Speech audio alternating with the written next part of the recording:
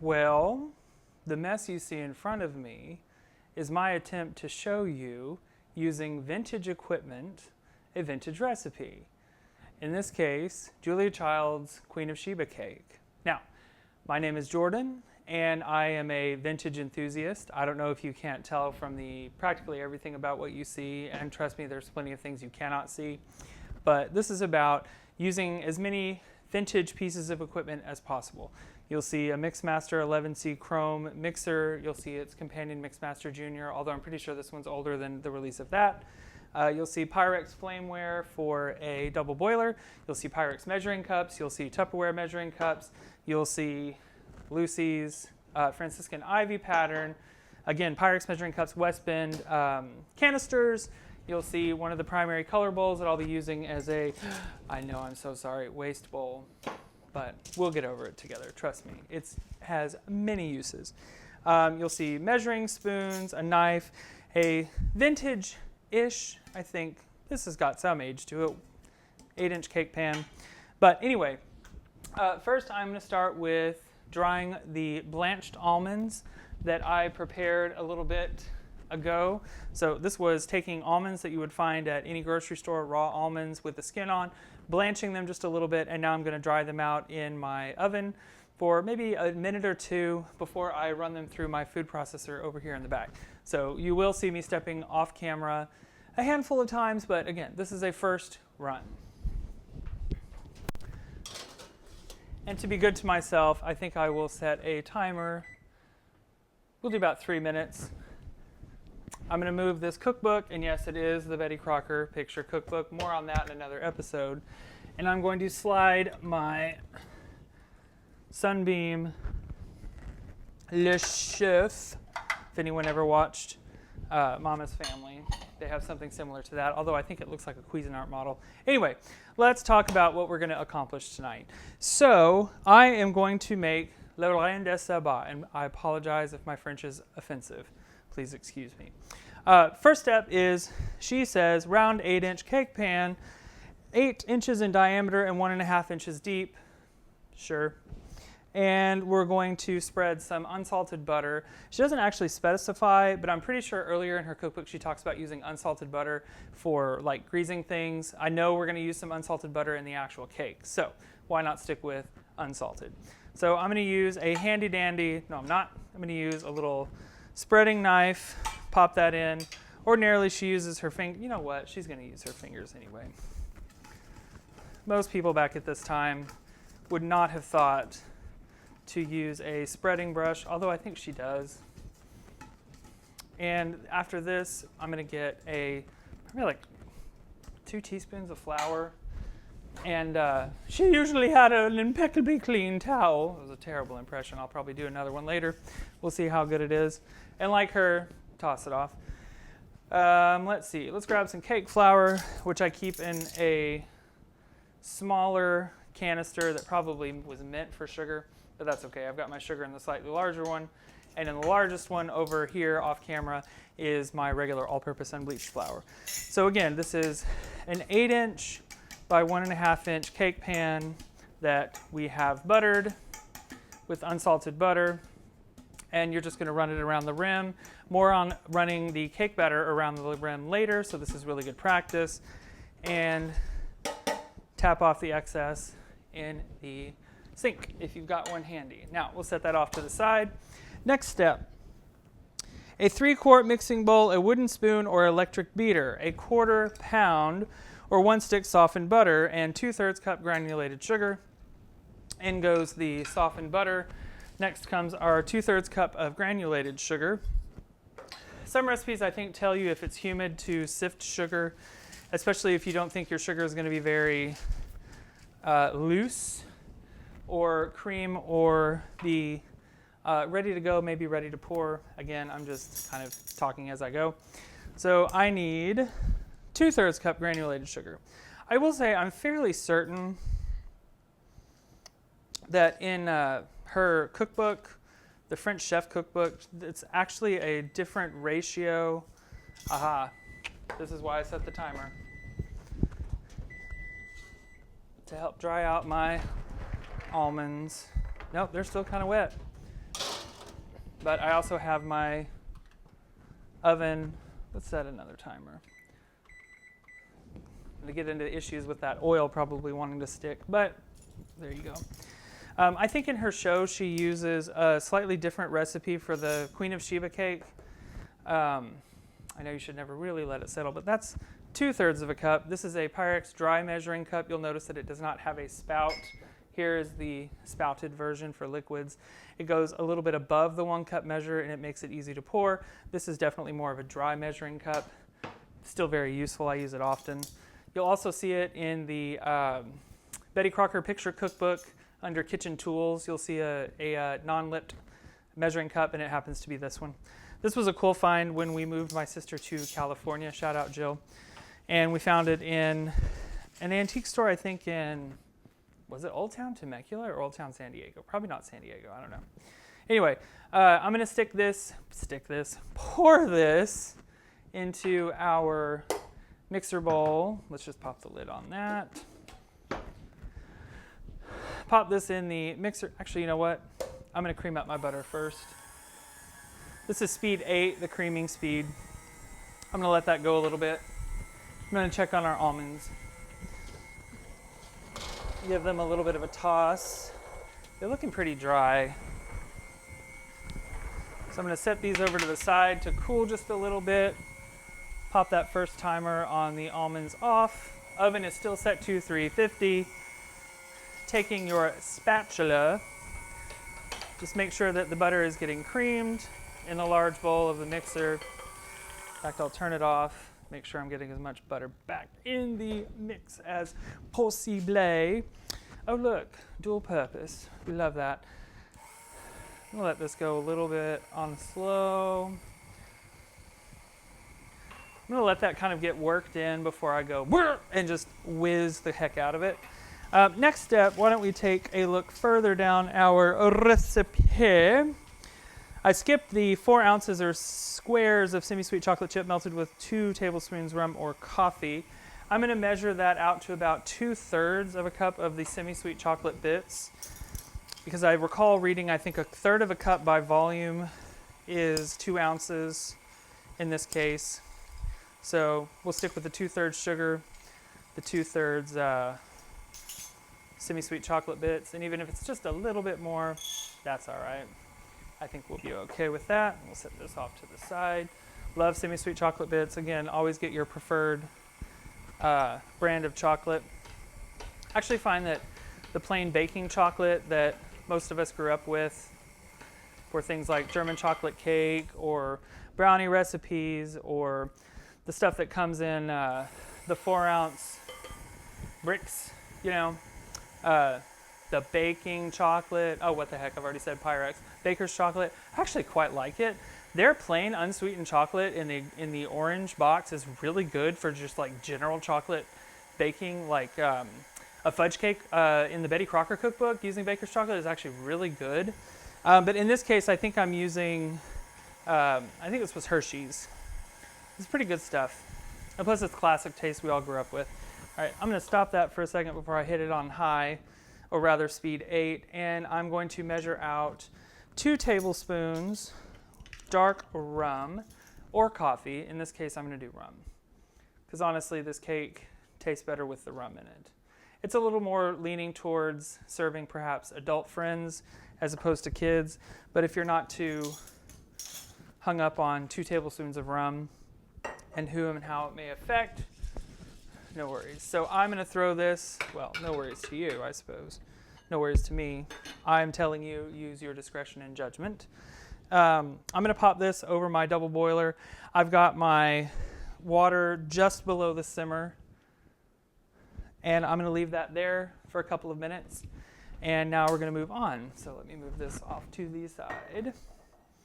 It is wonderful, wonderful rum, I must say.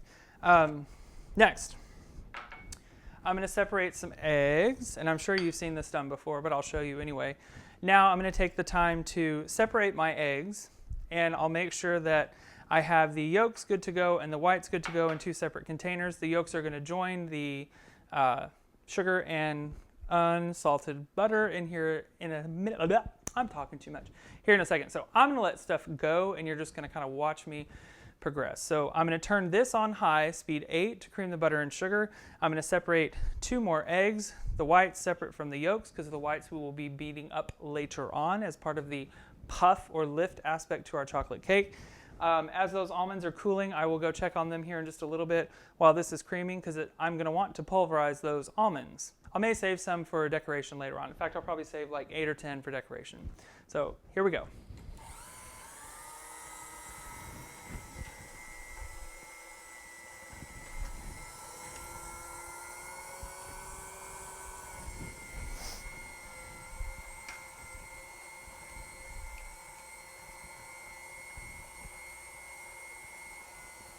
Also, your ingredients that are not shelf stable, so your eggs, your butter, things like that, although butter can sit out, go ahead and take it out of the fridge about an hour before you proceed, so that things just kind of work in better, especially that your butter is soft and that your eggs are close to room temp. She would say they will mount more properly, I suppose. I need an impeccably clean towel. I know she would have it tied to her chef's coat, but I have my handmade denim apron. I am using European style unsalted butter simply because it will do a much better job of, I don't know, adding 2% more butter fat. And that little bit of butter fat seems to make a pretty big difference in some baked goods. American style butter has a little bit more water. And I've also noticed that when you take butter out of the freezer, because I go long times between baking, if you take that unsalted butter out of the freezer, or the salted European butter, either way, out of the freezer, it actually will thaw a little bit faster. And I guess that's the 2% less water, since there's 2% more butter fat. Anyway, this is getting nice and creamed. I think I may let it go a little bit longer. I'd like it a little fluffier before I add my egg yolks. I'm going to go check on my almonds over here. Like I said, I'm going to save, I think I said I'll save 10. 2, 4, 6, 8, 10. Let me grab a little custard cup for decoration. In fact, they're starting to split in half, so I may want them in half. Now I'm going to add another couple of handfuls of the almonds. In fact, I think I'll add all of them to my, oh no, my impeccably clean towel. Well, that's all right. Things happen in your own kitchen. Good thing I've got another one and a drawer full of others. I think I'll tuck it since that's what she did. Probably a lot smarter that way. Now we've got noise over there, and we're going to have noise over here.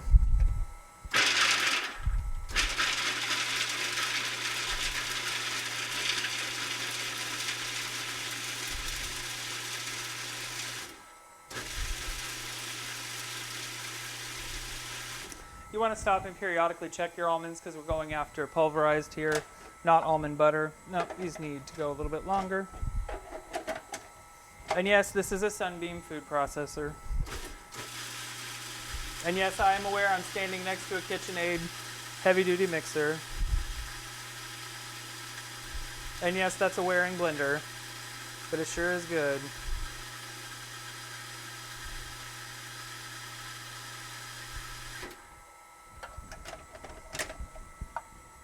Well, that's pretty good.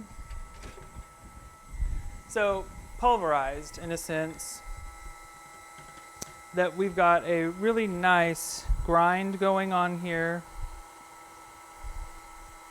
Actually, you know what? That's still a little too granulated for me. I think I want it just a hair finer. And oh no, the butter is still creaming with the sugar. I'm sure that's a terrible thing. Because again, when you cream butter and sugar, you're creating little air pockets, especially as the granules dissolve into the butter. So letting it cream longer is not the worst idea. I'm just not over there to scrape down the bowl.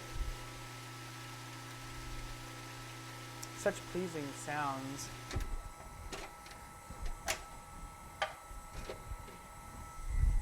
That's a little bit finer. We'll go with that. You know what? Set that off to the side. And I will need 1/3 cup pulverized almonds. And since my other spoon is already dirty, I shall grab another one. I think I'll turn this off a little bit. So I need 1/3 of a cup of pulverized almonds. Remember, this will get worked in after the melted chocolate is worked in. And I am going to let it settle. I know you're never supposed to shake to let it settle, especially with sifted flour, which we're going to do here in a second. But there we go. We've got our 1/3 cup of pulverized almonds. I'll probably need this spoon. Let's see. Let's check on our butter here. One of the best things about a lot of mixers at the time, other than the bowls that are fixed in position like the KitchenAid, is that the bowl rotates, making it much easier to keep the edges of the bowl clean without having to stop and lift or release the bowl. In this case, I'm just making sure I get everything. I want as much of the butter and sugar in it as possible. Next, cream the butter and sugar until very fluffy, until they form a pale yellow fluffy mixture. Beat in the egg yolks until well blended. And we do have the chocolate melting. In fact, I'll go check the chocolate real quick.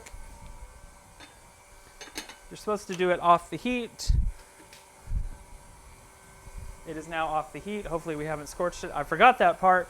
As soon as you put your chocolate over hot water, I think you take the pan off the heat, which I did not do. All right, let's add our egg yolks one at a time.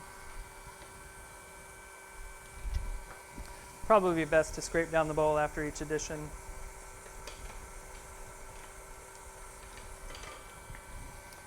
Second egg yolk. And yes, these are Pyrex custard cups. Surprisingly, a larger size than the ones I have normally found. And our last egg yolk.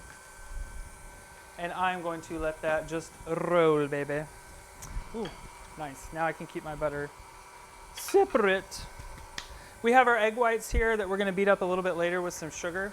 So I'll go ahead and put them in the small bowl of my mixer. And I will set these off to the side, waiting next to our little friend, the Mixmaster Jr. Now, let's double check.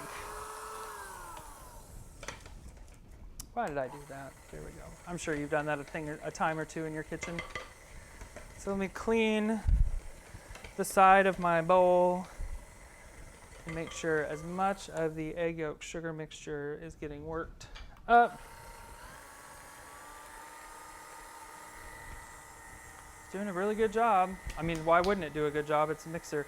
You'll notice that the outside beater makes contact with the lower inside rim of the bowl, and that is what is turning our mixture. So it's really nice.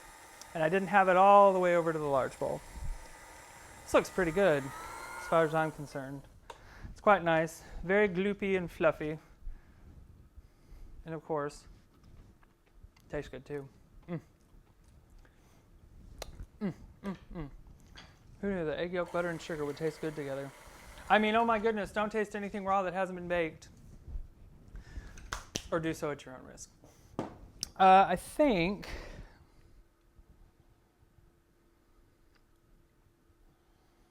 Yeah, it wants me to put in the cake flour. She wants me to put in the cake flour a little bit later, which I will do. I've got my pan buttered and floured. I've got my chocolate melting. In fact, my chocolate's going to be added to my creamed egg and sugar mixture here in a minute, so I think I'll check my chocolate. It's actually done a little, oh, no, it's melted very nicely. I know you can't really see it. So I'm going to stir in the chocolate and the rum and have this sit a little bit off to the side.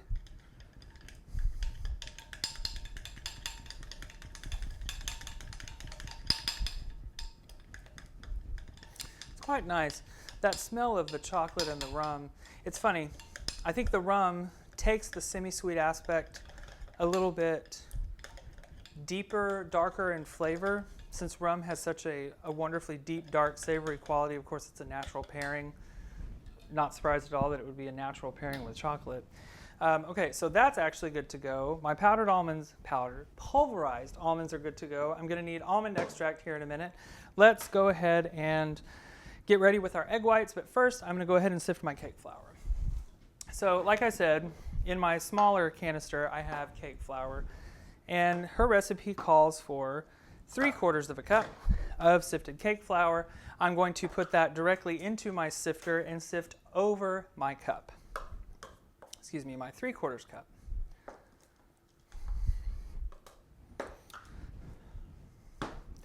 Now, I'm going to sift into the cup as much as possible, even though it's going directly over it and around it. If I need to get more, I will. No, I may not need more. Let's see. Let's have a little sweep. You didn't see that, neither did I. On second thought, you saw that because I did it. Because honestly, it's sitting right there, nice and sifted. Also, it's really useful to sift over wax paper. I can't remember if she says that. I'm pretty sure she says it, and I'm pretty sure she even demonstrates it.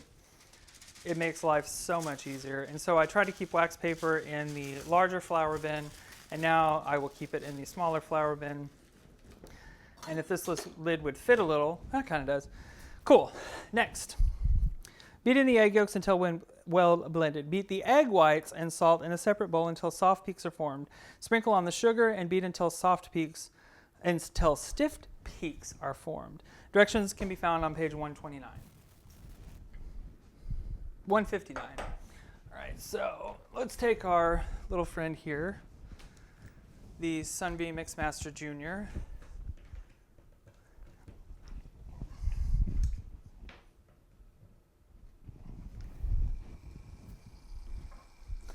Oh, she's moving nice and slow.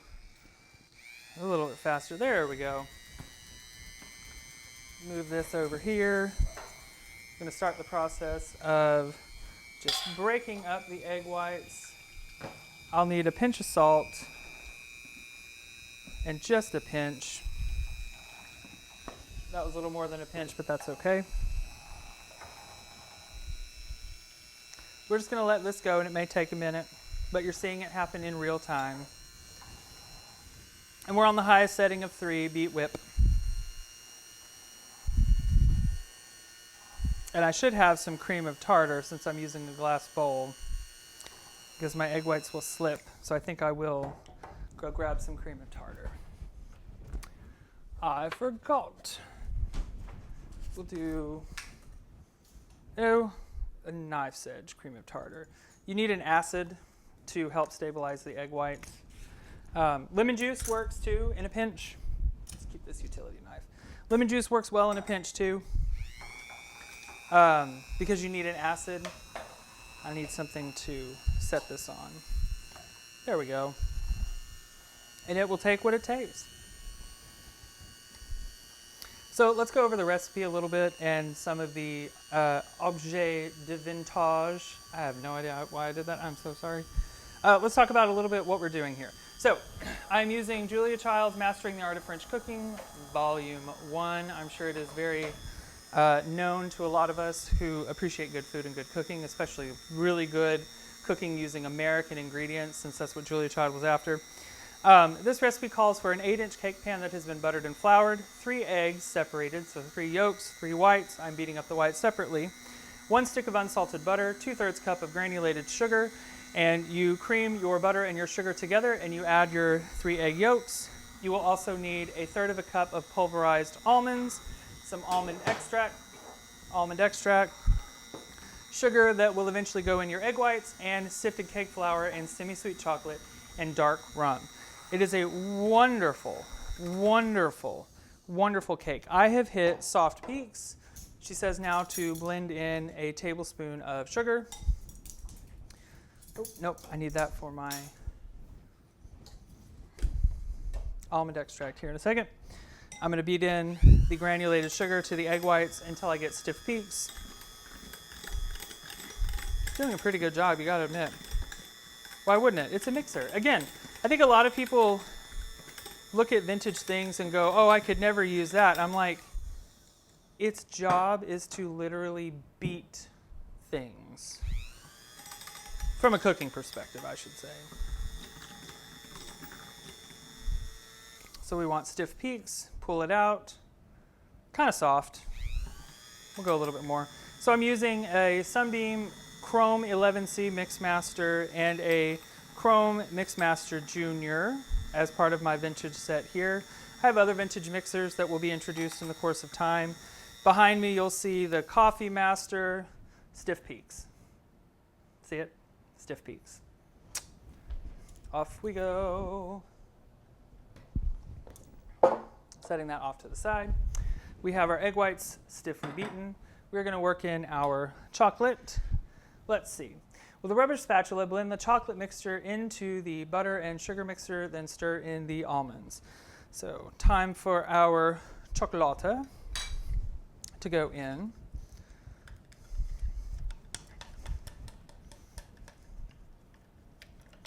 This is so hard to do live and in color. It's interesting to see the date range on the black and white Julia Child episodes and the color Julia Child French Chef episodes. And the first couple of episodes, of course, in the kitchen, the black and white kitchen, it's fun to kind of watch her slip in and out. She'll find her groove and then she'll kind of go quiet, which is what I'm struggling with too. It's not because you don't want to talk, it's because you're trying to concentrate. And now we have our melted chocolate in. I'm going to let that go on low. I've got that rubbing just a little bit. There we go. And it's working its way in quite nicely. Again, one of the magic things about most revolving bowl mixers is the fact that there's a little vinyl button on the bottom of the outer mixer blade that helps spin the bowl. In go our pulverized almonds. And since I overfilled that, I'm not going to dig in there. I also need 1/4 teaspoon of almond extract. I'm just going to eyeball it. There we go. Now I'm going to go ahead and scrape down the bowl. I think I'll turn this up just a hair. Back to the creaming.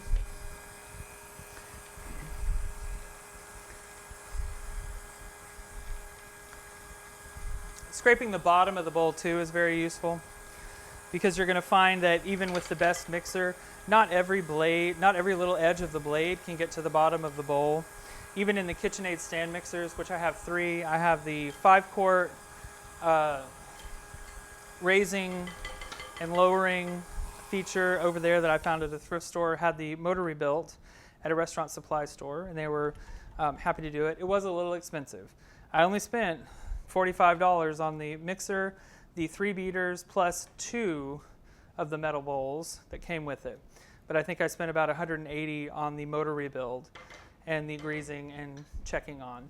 So, you know, at the time it was worth doing it. Or, I mean, at the time it was quite a bit of money. It's about 8-9 years ago. I mean, it still is a lot of money. What am I saying? 8-9 years ago, it's a lot of money. Of course it is. But yeah, glad to have it done because it has been a wonderful help to me. Okay. Let's read, shall we? With rubber spatula, blend the melted chocolate into the butter and sugar mixture, then stir in the almonds and almond extract. Immediately stir in 1/4 of the beaten egg whites. So I'm going to kind of let the beaters clean themselves off, and now we're going to work with hand manipulation. So I'm going to take 1/4 of the egg whites and immediately fold them into the sugar, butter, egg yolk, and chocolate mixture, and I'm sure this is to lighten it. Let's take quality. Check. Nothing like chocolate, almond, and rum, and butter, and sugar, and egg yolks. How could that be bad? Okay, so next, delicately fold in 1/3 of the remaining whites, and when partially blended, sift 1/3 of the flour over the mixture.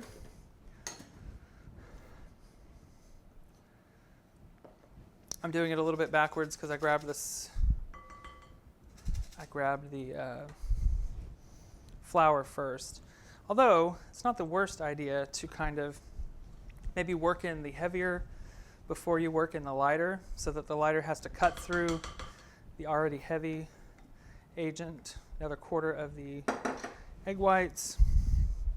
Fold those in, scraping the bottom of the bowl and turning it at the same time. That little mixing platform would be really useful for this if the beaters weren't in the way. Sift more of the flour. And let's work that in just a bit. Make a little bit of a mess as you go. Heavens, otherwise how would anybody know you're cooking? Next, the egg whites. Fold those in. And I am doing it rather rapidly because, again, we don't want the egg whites to deflate. Next, we'll do more of the flour. I think it was in thirds, and I'm kind of stretching it here, but it's to keep this as light as possible. Again, the folding, just fold it in. So the egg whites and the flour are being folded together, keeping the mixture as light as possible. I think I was supposed to end with the egg whites, but I started with the flour. Let's try to get as much of it out of here as possible within reason, and work some of that in. I think I still want some egg white though, as I work in the last little bit of my flour. So there is our flour taken care of, and our egg whites. Almost licked my thumb. I should have just done it. And let's fold this last two additions, one each of the flour and the egg white together. That is nicely blended, I have to say. And of course, the cook gets the beaters later. That's, as she would say, part of the recipe. All right, let's double check we have everything in here. We have 4 ounces or squares of semi-sweet chocolate melted with 2 tablespoons of rum or coffee. I chose rum. In a mixing bowl, we have our quarter pound or 1 stick of unsalted butter, creamed with 2/3 cup of sugar. We added 3 egg yolks. We separately beat 3 egg whites with a pinch of salt and a tablespoon of granulated sugar. We pulled our chocolate off the heat, stirred it to smooth. Then I pulverized the blanched almonds. I added some almond extract and 3/4 cup of sifted cake flour. And if I don't say so myself, let's give it a taste.